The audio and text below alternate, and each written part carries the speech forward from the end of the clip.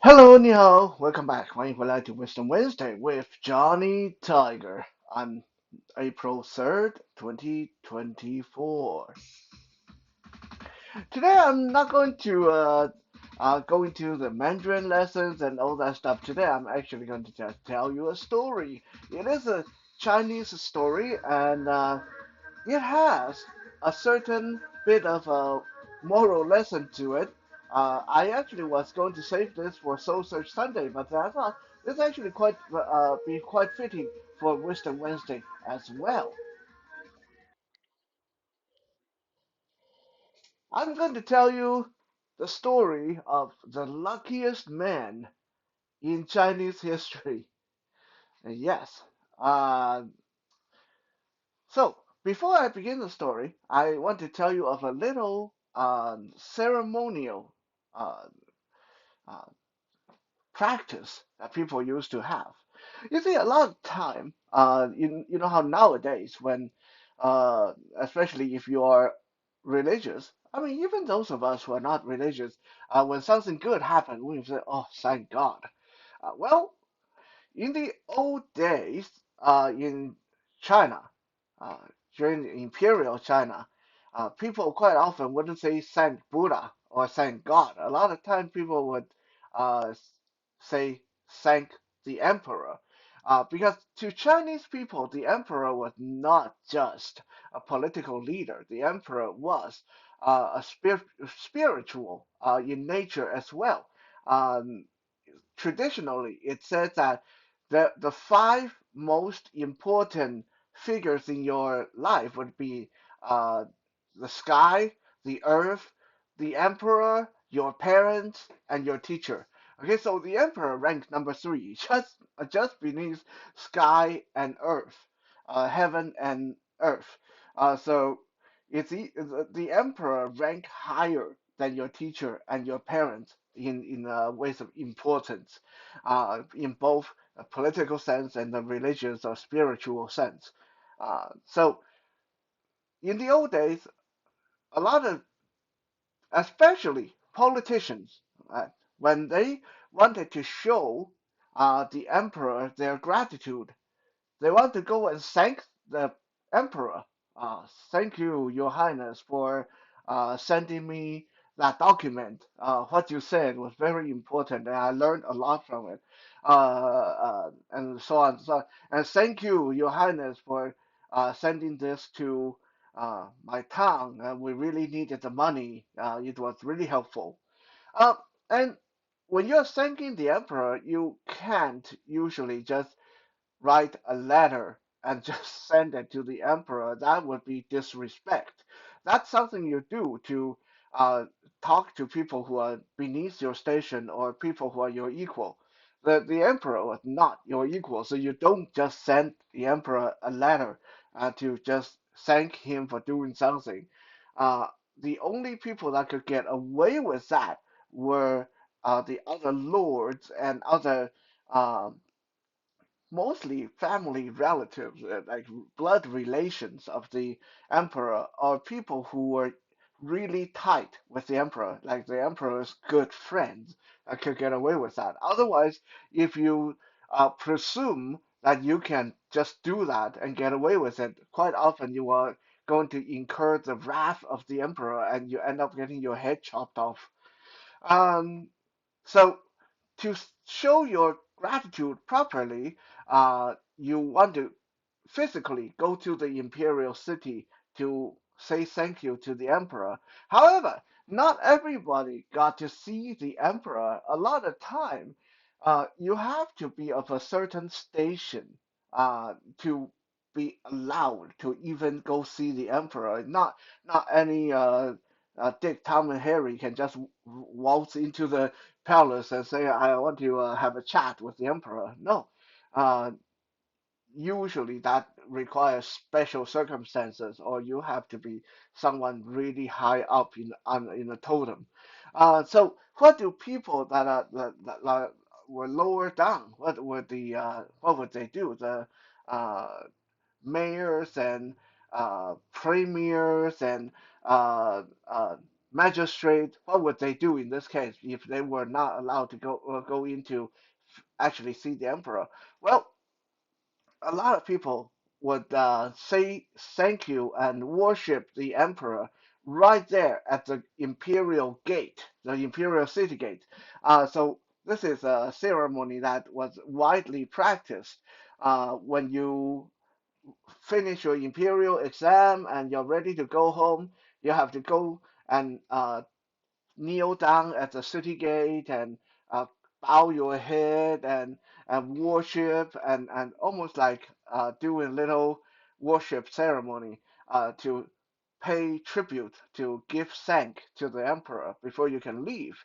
Uh, if you just return from another country and you had good you did some good business. You got to go to the imperial city and then worship the emperor at the imperial gate. Now, most of the time, the emperor wouldn't come out to see you. Most of the time, the emperor would not told about you did this. So honestly, a lot of people didn't do it because, like I said, a lot of times the emperor didn't know. A lot of times the emperor were not told that, hey, Johnny Tiger came by today to pay thank at the imperial city gate. He's really a nice guy. No, a lot of times the emperor didn't know about it. They never heard of you, and the messengers would not bother the emperor with these details. So a lot of people didn't bother with that. A lot of people just, oh well, whatever.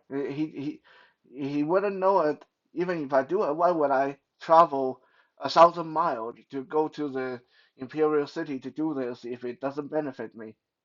Right? So here's the thing. In today's society, a lot of time, a lot of us, myself included, we go through our daily life, we conduct our business, and a lot of time we decide not to do something, even though it is the right thing to do. We decide not to act a certain way, even though it's the right way to act, because we think, no one would know about it anyway. Who cares? No one cares. So why should I do it? It's a waste of my time. Why should I drive for an hour to go do this thing if no one cares? So if you find yourself struggle with putting things off because you think it's not important, you think there's no point going out. What's the point of going out? It's raining outside. I want to stay home. It's nice and warm inside. No, if I go out and get sick, no one care, and so on and so on. Okay, hopefully today's story will inspire you like it inspired me. And this is actually a true story. Right? This is something that really did happen in Chinese history. So anyway, enough procrastination. Let me tell you the story of the luckiest man in Chinese history and how luck can come to you if you go out and find it. The man in question was born about 400 years ago, during the Qing dynasty, the last imperial dynasty in China. And his name was Liu Yushu. Liu Yushu. For convenience sake, I'm just going to call him Liu for the rest of this story. So Liu, uh, he wasn't very bright. He was a good guy, but he wasn't very bright.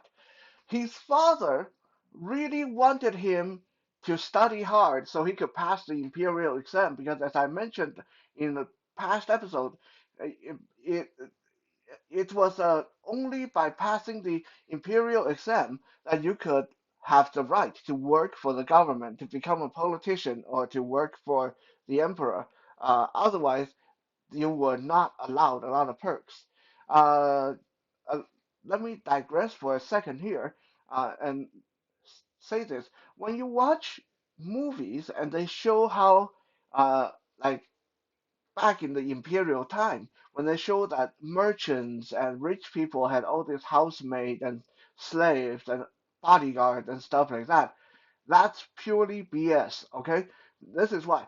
Uh, Only people who had a degree right?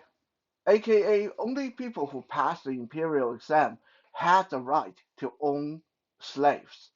So it looked good on TV, but back then it's not allowed. It didn't matter how rich you were. If you didn't have a degree, you were not allowed to have maids and slaves and stuff like that. Okay, so that's just a little bit of a sidetracking.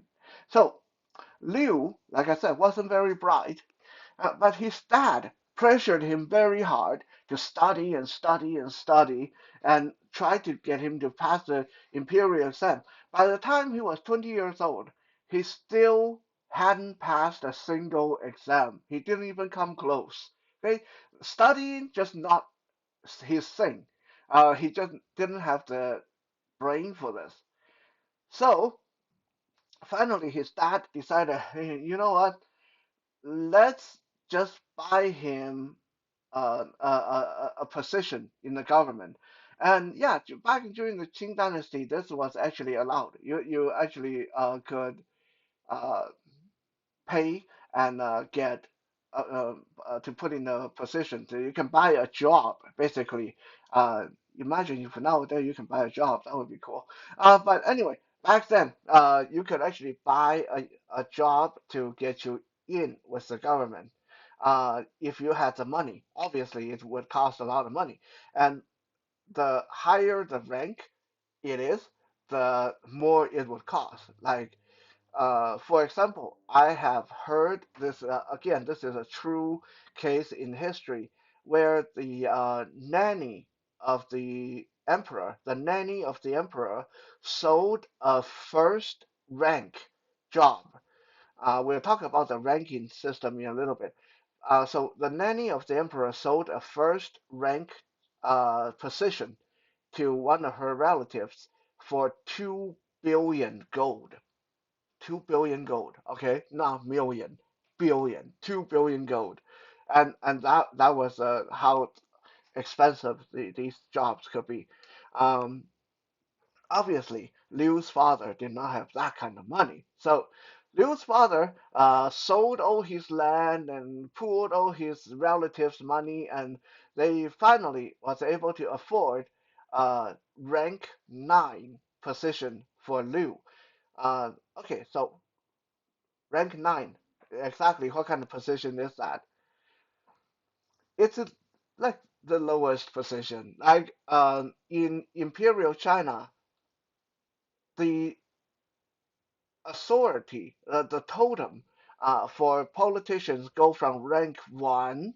Rank 1 would be like the foreign minister, the minister of finance, for the minister of defense, that kind of thing. That would be like rank 1. Okay? The Supreme Court judge, those would be rank 1, and then go down rank 2, rank 3, rank 9 is the lowest rung on the totem. And Liu didn't even get the actual rank 9. They couldn't afford it. They could afford the secondary rank 9. What does that mean? Okay, so every rank have the primary and the secondary. Secondary work for the primary. So think of it like minister and vice minister. Okay, uh, president and vice president. The president would be rank 1, right? And the vice president would be secondary rank 1. Okay, so Liu's family didn't have the money to get him even a rank 9. They got him a secondary rank 9 position in the local government. So basically, he became a squad leader for the their local county. Okay, they became a squad leader for their local county. What county was that? This county, it was a county that no one ever heard about. So we'll just call it Richmond, the county of Richmond. That's where I live, so easier for me to remember for the sake of storytelling. So Richmond, County of Richmond, where was this? This was in Canton Province, between two mountains. Like this, like as remote as it get. No, probably a county of 500 people. wasn't even a city, wasn't even a town. It was a county. Okay, so after selling their land and spending all this money, his dad was able to land him a job as a squad leader for the local precinct for the county of Richmond. This is like as low as you get, okay? One more rank down, he might as well just be a citizen. Like he's a little bit higher rank than the local constables and police, like regular beat cops. But that's it. Like he wasn't even high enough to be detective or messenger. He's the guy that the magistrate would say, uh, tonight I want you to take 5 people and go patrol the town. And tomorrow so and so is visiting. I want you guys to go and get coffee and donuts and make sure you have the chair and table wiped. Like that's his job. Okay, that's a job they bought for him because that's all they could afford. So right here at this point in our story, it seemed very hopeless. Okay, Liu, this nobody, this not very bright person, uh, was able to become a squad leader for the precinct in a small uh, percent county that no one's ever heard of. So that would seem like it would be that's it, right? That would be as much as he's going to accomplish for the rest of his life, and that would probably be where the story end. Honestly, for most of us, if we do things how normal people would do things. How like, okay, well that's it, like I'm just going to go do my job every day and who cares? It's not a very good job. This is a shit county I'm working for. This is a shit job. I'm going to start drinking and just forget it, that's it. To a lot of us that would be it. But Liu did not feel that way. Like I said, he wasn't very bright. Okay, so upon hearing that his dad bought him the position of a squad leader for the local precinct, uh, Liu was so happy, and he decided he's going to journey 2,000 miles to the imperial city to give thanks to the emperor. Like, honestly, his friends and families, they all try to talk him out of it. Like, dude, you are you are a squad leader of a local precinct of a county 2,000 miles away that the emperor never heard of. Don't waste your time. You're just going to embarrass yourself. The emperor won't care. But no, no one could talk him out of it. He thought his new job was the coolest thing ever, and he decided to make the journey to travel to the imperial city to go give thanks to the emperor.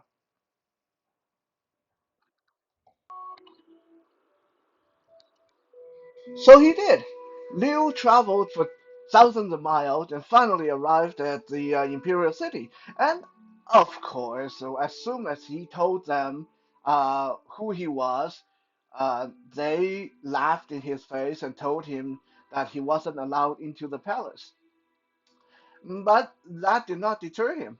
Right there at the imperial gate, he knelt down, put his head to the cobblestone. This was like 4 in the morning. Like I said, this is all like historical record.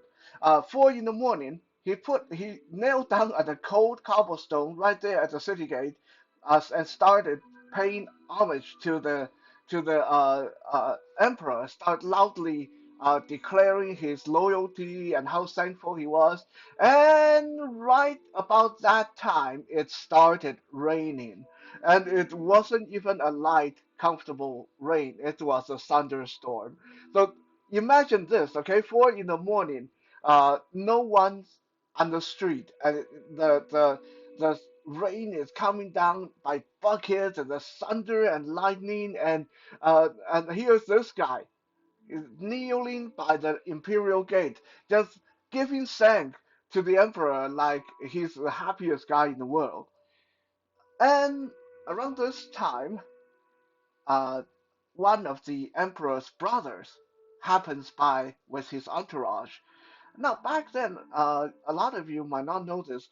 Back then, when you are on your way to go have your morning meeting with the emperor, for your morning session, sort of like the session of the House or Senate meeting nowadays for politicians, you have to get out super early, usually 3 or 4, and the session will start around 5. Right? So this lord, like I said, the brother of the emperor. Now, historically, they didn't give him a name, so we'll just call him Lord George, right? So Lord George was on his way to go see the emperor for the morning session, and so him and his bodyguards and entourage, like thousands of them, uh, came through the city gate, and Lord George looked over like, whoa, who's that freaking idiot? Who's that idiot that kneeling there? Uh, go ask him, go find out who that idiot is and what's he doing. So his bodyguard went over and came back and reported. And his bodyguard was like laughing his head off, like, "Ah, Your Highness, you would never believe this. This guy, his name is Liu Yishu, and he is from Canton. He's from the county of Richmond in Canton. You ever heard of county of Richmond? No, why would I? Well, anyway, Your Highness, he's from the county of Richmond in Canton, and guess what his rank? I don't know, rank 5, rank 6. How the fuck would I know? He's like rank 9, secondary. Isn't that something? He's here to pay tribute to the emperor. He's here to give thanks. And Lord George thought that was the funniest thing in the world. Like, freaking secondary rank 9 from a piss ass place that no one's ever heard of, and he's here kneeling in the rain, giving thanks like an idiot, while the emperor is back warm and comfortable in the palace. What kind of idiot is that? So anyway, Lord George and his entourage went into the palace, and they were ushered into the meeting area where everyone's waiting, like all the high ranking, all these like rank 1, rank 2 ministers and politicians are gathered there, waiting to be summoned to so they could talk to the emperor and give their morning report. So while Lord George was at the waiting area in the meeting area, he ran into the governor of Canton. Right? So he decided to go razz the uh, governor of Canton a little bit. So he walked over and he said, "Hey, John," which is the governor's John. Again, not his real name, but historically the name wasn't recorded. I guess it's not that important. So Lord George walked over to the governor of Canton. "Hey, John, how are you this morning? Hey, you know you guys have a county called Richmond?" And uh, governor's like, "Richmond? Yeah, yeah, yeah, yeah, yeah, yeah. I know Richmond. What about it?" And and the Lord was like laughing. He's like, "Oh, you know the in Richmond. There's a squad leader. There's a squad leader of the precinct by the name of Liu." And just at this moment, the messenger came out and say, "Hey, Your Highness, the Emperor is ready to talk to you." So Lord George put his hand on the governor's shoulder. Yeah, I'll tell you the rest later. See you. And then he walked away, went to see the Emperor to do his morning report. So the governor is like left there, kind of like confused, like, what the hell was he talking about? But he quickly put it out of his head, and then a couple of minutes later, uh, the governor was summoned to go deal with some internal affairs stuff. So, needless to say, they never ran into each other again for the rest of the day. The governor and the lord, they didn't run into each other for the rest of the day. And a few days later, the governor had to depart and go back to Canton.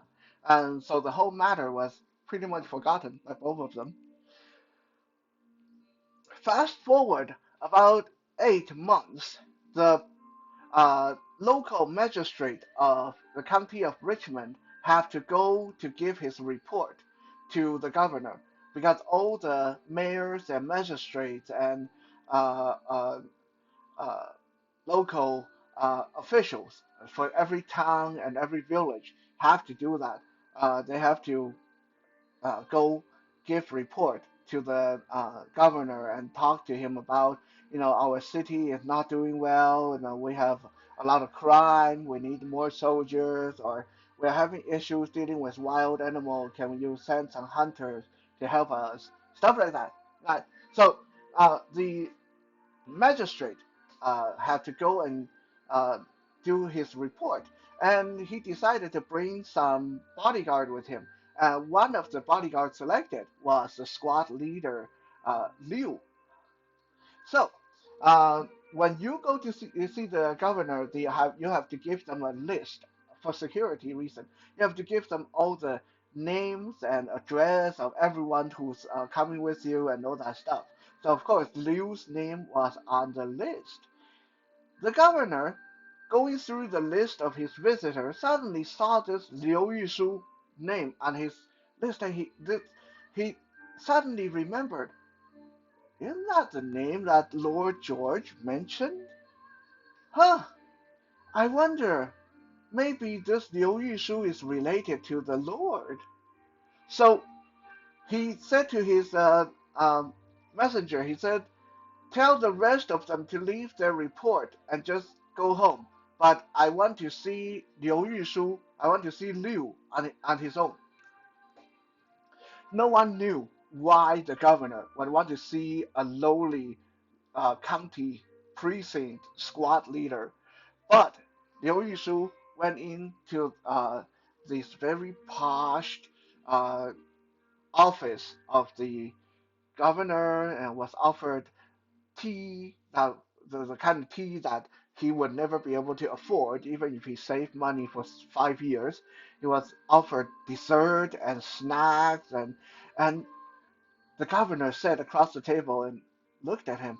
The governor was thinking, this guy doesn't look like anything special, but if Lord George knows about him, obviously there's something special about him.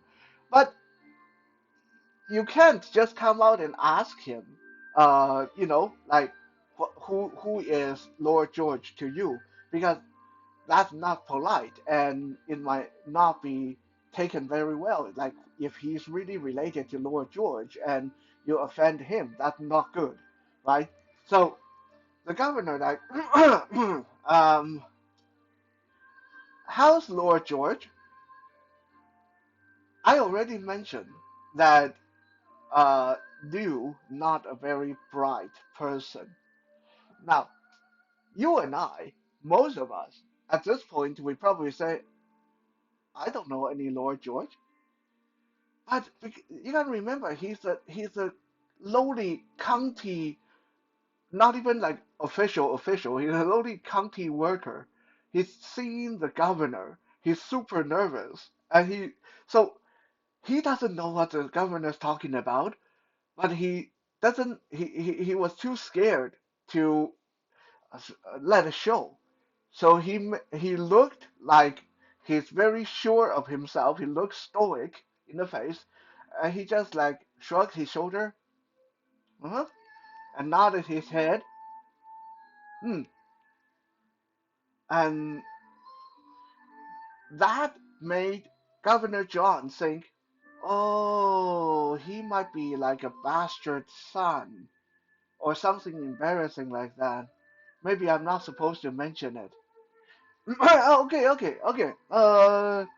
Cool. Thank you for coming. Uh, keep up the good work. I hear a lot of good things about you. Keep up the good work. Uh, yeah. Uh, feel free to let me know when you need help with anything. I have other things to do, so I'll have my messenger see you out. But yeah, don't be a stranger, eh? Yeah. So the messengers ushered Liu out of the office, and then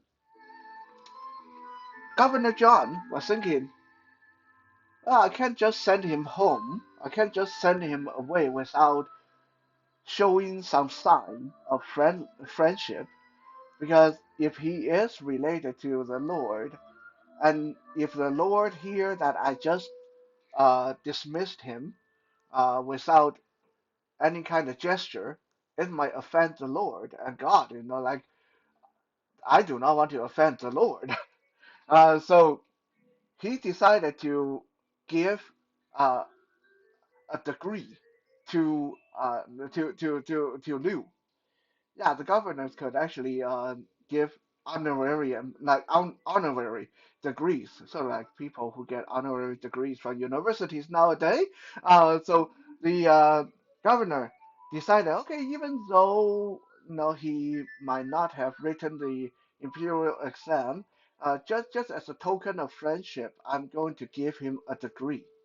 So he uh, made up like a new draft. He had a new degree made and got it granted to Liu. So now Liu is not only secondary ninth rank, but he also has a degree. Fast forward about half a year, Lord George's birthday was coming up, and when the emperor and the lord have their birthdays, a lot of the officials, like mayors and governors from different provinces, try to send uh, some gift, try to send some tribute to them. Not usually gold or silver or fabric and silk and uh, exotic fruit and women and stuff like that, just to show their loyalty. So the governor of Canton, Governor John, was thinking, okay, so the Lord's birthday is coming up. Who should I send to bring him the gift? Well, Liu is working for me. He's still in the county of Richmond, and he's obviously very familiar with Lord George.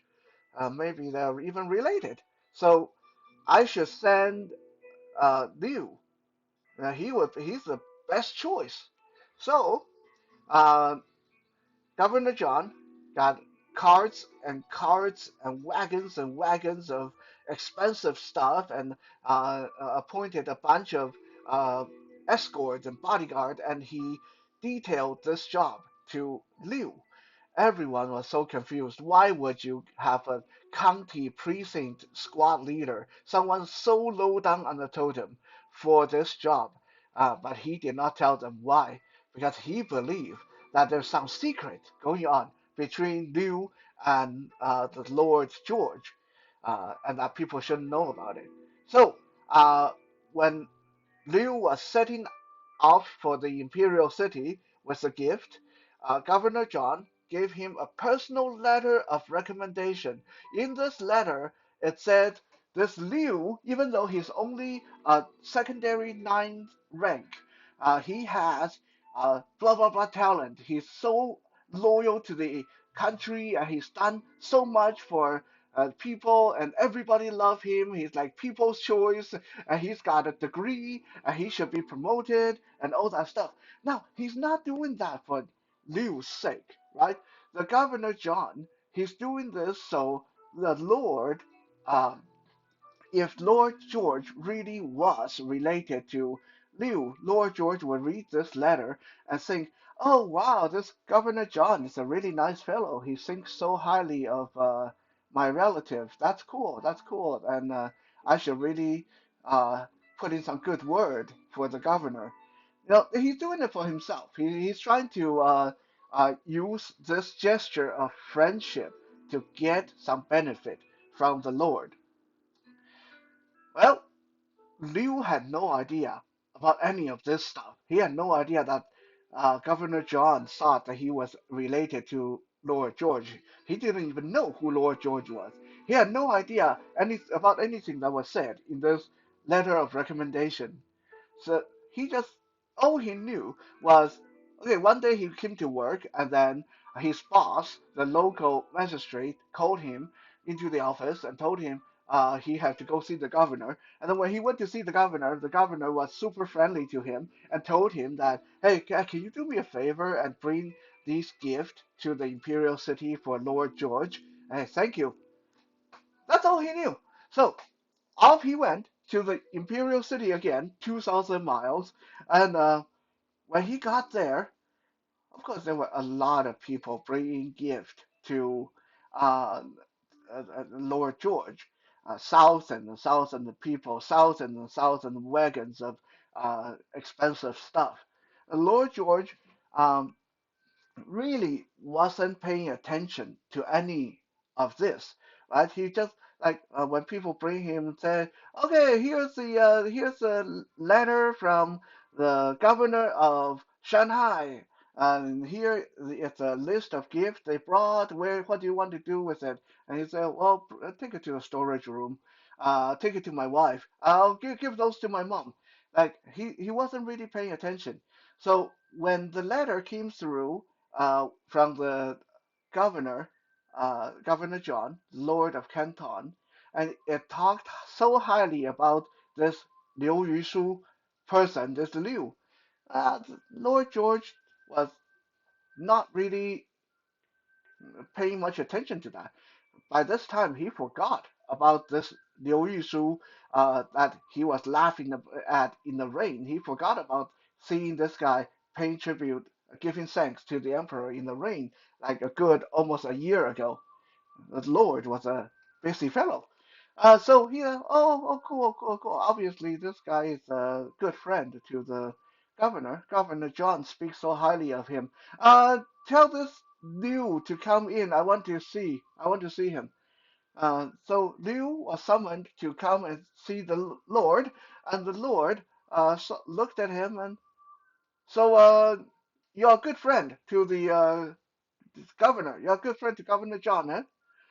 And Liu shrugged his shoulder, nodded his head. Uh-huh. Yeah. Uh, oh, cool, cool.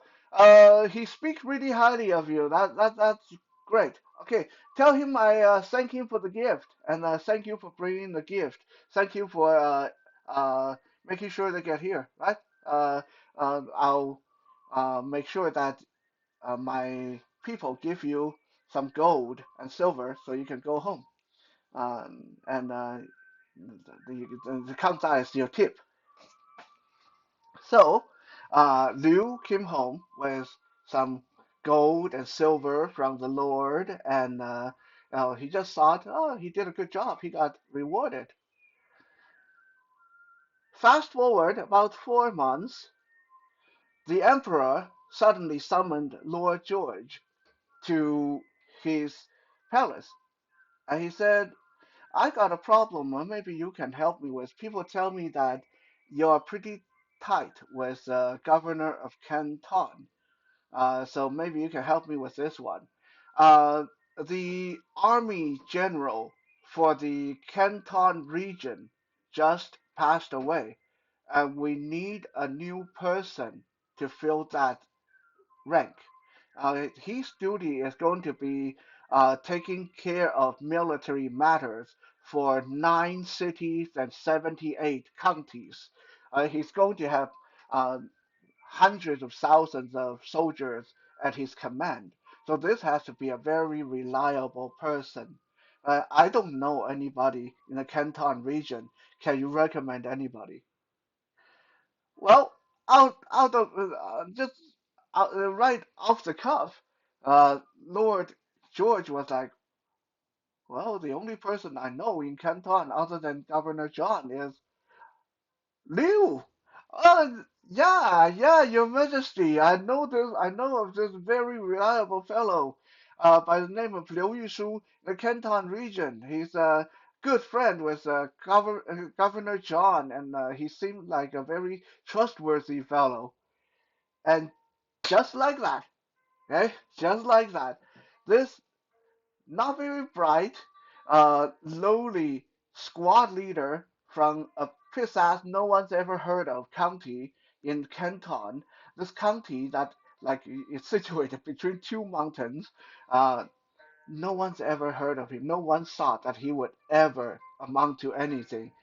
From being a local squad leader to the army general for that entire region. And the one thing that he did right in this whole mess up was he traveled 2,000 miles to pay tribute, to give thanks to the emperor when everybody told him that it was a waste of time. He did it anyway, right? Like I said, this is a true story. You can actually look this up, and there's a lot of record on this because it's not. I mean, it's 600, 400 years ago, so quite a long time. But it's definitely not uh, so long ago that there's no written record. Um, this is for me personally, this is a funny story and very inspiring story because um, so many times we convince ourselves not to do things because it's going to be a waste of time. But like if Liu was just like that, if he listened to everyone else and told him, "Don't bother," the emperor wouldn't know who you are. Don't go. Then he would never become the general like that. Now some people is going to say, "Well, hold on, hold on. This is not the end of the story. Um, what happened if after he becomes the general? You said he's not very bright. He had no military training. How is he going to be able to do the job?" Well, if you want this to be a happy story, inspirational story, then you can let it end here and just say, okay, he became the general, and then obviously there's going to be people who help him in the military. The general is going to have assistants and aides and stuff like that. So he's fine. He had a happy life for the rest of his life. Okay? History, however, is often not about happy ending. So, uh, if you really want to know what happened after that, uh, about half a year to a year after he became the general, because he did such a lousy job, he had no idea what he was doing. He had no idea how to command the military. He got demoted back to being uh, working for his county. Now, granted, when he got demoted, they put him in ranks way higher than what he started out with. But yeah, he did not hold on to that general uh, seat for very long before he messed it up. So this also allow us to uh, take some inspiration from it in that you can't always just count on luck to put you in the position of power. You need to have what it takes to begin with. Liu was able to reach a position of greatness because of luck, but he was unable to hold on to it because he didn't have the experience. He did not have the proper training for the job. So this also served to inspire us that it's good to say that, oh, so and so is lucky, so and so is if I was that lucky I could do that job too. Sometimes it's not that simple. You have to have the right training, you have to have the right credential. Otherwise, even if you happen to be in that position, you're not going to do a very good job in the end. Thank you for checking out today's Wisdom Wednesday. We'll be back again tomorrow for some Toy Thursday. For now, 谢谢 and 再见。